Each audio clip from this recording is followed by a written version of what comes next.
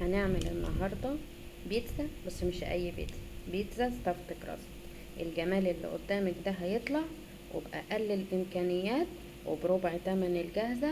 هخليكي استاذة في عمل البيتزا، مش هتبقى بيتزا البيت تاني، بيتزا اي كلام. هتعملي بيتزا ولا اجدعها محل. اللي قدامك دي يا بيتزا طعمها والحشوة بتاعتها خرافة، جربوها وهتدعولي. انا هبة ودي قناتي. لو اول مرة تشوفيني ادخل قيم المحتوى، قوليلي رأيك في التعليقات، ولو الفيديو عجبك لايك وشير وسبسكرايب، ويلا نبدأ مع بعض على طول عشان نعمل الجمال ده كله. معايا 350 جرام دقيق، هنحط عليهم 5 جرام ملح، معلقة كبيرة خميرة فورية، ومعلقة كبيرة زعتر، ودي بتدي نكهة حلوة خالص للعجينة. معايا ربع كوباية سمنة او زيت، ده سمنة ودي سمنة نباتي عشان انا عاملة البيتزا على انها صيامي. هفرك الدقيق مع المادة الدهنية اللي انا حطاها بالطريقة دي، عشان مع المية بتساعد على ان انا الجلوتين بتاعي يطلع بسرعة. دي معلقة كبيرة خل، ودي بتدي هشاشة جميلة جدا للعجينة جنبها. بحط معايا كوباية مية دافية 200 ملي، يعني اللي هي كوباية مج الشاي العادي بتاعنا، وببدأ احط المية بالتدريج. المية بنحطها حبة حبة مش مرة واحدة، علشان وانا بعجن الجلوتين يقدر يطلع معايا. انا بستخدم في المخبوزات دقيق بيتزا، يعني ده دقيق بيتزا او ده دقيق مخبوزات، عشان المخبوزات بتحتاج دقيق عرقه قوي. فالدقيق العرق القوي مش بياخد عجن كتير، هو خلاص بيطلع العرق بتاعه بسرعة، فمش بيحتاج عجن كتير. الدقيق جميع الأغراض يعني بيأدي نفس الغرض، بس بيحتاج عجن أكتر. ده الفرق بين دقيق المخبوزات أو دقيق البيتزا ودقيق جميع الأغراض. ده دقيق البيتزا عرقه قوي. بعمل العجينة، بفضل أعجن فيها كده حوالي 5 دقايق لغاية ما تتكون معايا عجينة لينة مش بتلزق. خلاص بسيبها، بغطي بستريتش راب، وبعد كده بسيبها تخمر. خدت حوالي من تلت لنص ساعة. وبعد كده ال 350 جرام دقيق دول هيعملوا لي 2 بيتزا كبار محشيين الاطراف فحجمهم كويس. اللي عايز يقلل الكمية تمام، اللي حابب يزود اكتر من كده تمام. بعد كده بجيب الصينية بدهنها سمنة او زيت، وبرش عليها سميد بسبوسة. طبعا سميد بسبوسة خام، مش بالسكر طبعا. بعد كده بفرد العجينة بتاعتي بمعلقة زيت برضو او سمنة عشان بتديها لمعة حلوة كمان. بفرد العجينة وبسيبها تخمر لغاية ما اعمل الصلصة والشاورما بتاعتي. هلاقيها العجينة خدت.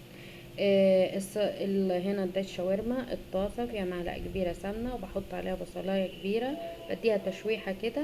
وهنا الصلصة بتاعت البيتزا دي عبارة عن طماطمتين مع فصين توم، وبضربهم في الخلاط وبعد كده بسبكهم. حطيت على البصلة هنا مشروم، وبعد كده فلفل اخضر. وممكن تقطعوا الشاورما اصغر من المشروم اصغر من كده لو المشروم قطعه كبيرة، يعني قطعيه على حسب الحجم. هنا حطيت عليهم علبة التونة والملح وفلفل وعصرتين ليمونتين كبار او 3 صغيرين، وبسيبهم ياخدوا تشويحة على النار. دي نضفت الليمون هنا. وبعد كده بسيبهم ياخدوا تشويحة على النار نص سوا، لان هم كده كده هيكملوا سوا في الفرن. وكانت البيتزا اها خمرت معانا. بشكشكها كده علشان ما تبقى ما ترتفعش في الفرن وتبقى زي العيش تخينة، لا احنا عايزينها سمكها رفيع. فبنشكشكها كده، وبعد كده بنحط عليها الصلصة اللي سبكناها. ممكن تضيفوا عليها سنة ملح الصلصة. ودي الشاورما بعد لما اخدت كده بقت نص سوا، على البوتاجاز. بعد كده بفردها على العجينة وبحط الموتزاريلا. دي موتزاريلا نباتي، بس ممكن عشان كده المطة بتاعتها مش قوية قوي، بس طبعا اي موتزاريلا تنفع مع الحشوة دي. انا عاملة البيتزا على انها صيام.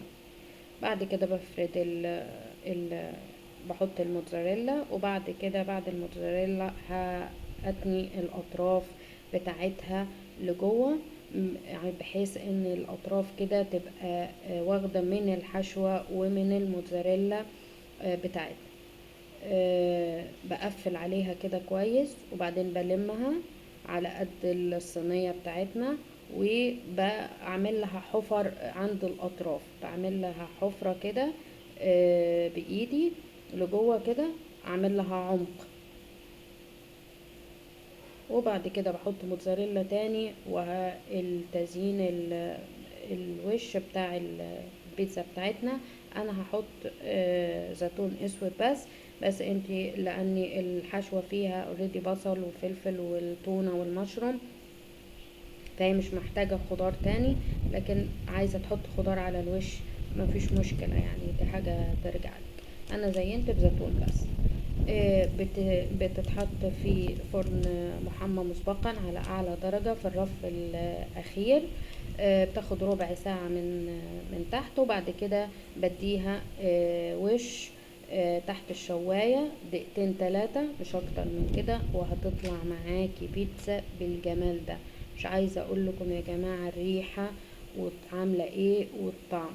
ادي القطعة، بصوا الطراوة، ادي سواها من تحت وادي من فوق يا جماعة. عايزة اقول لكم هشة وطرية، وطعم الحشوة خطير خطير خطير.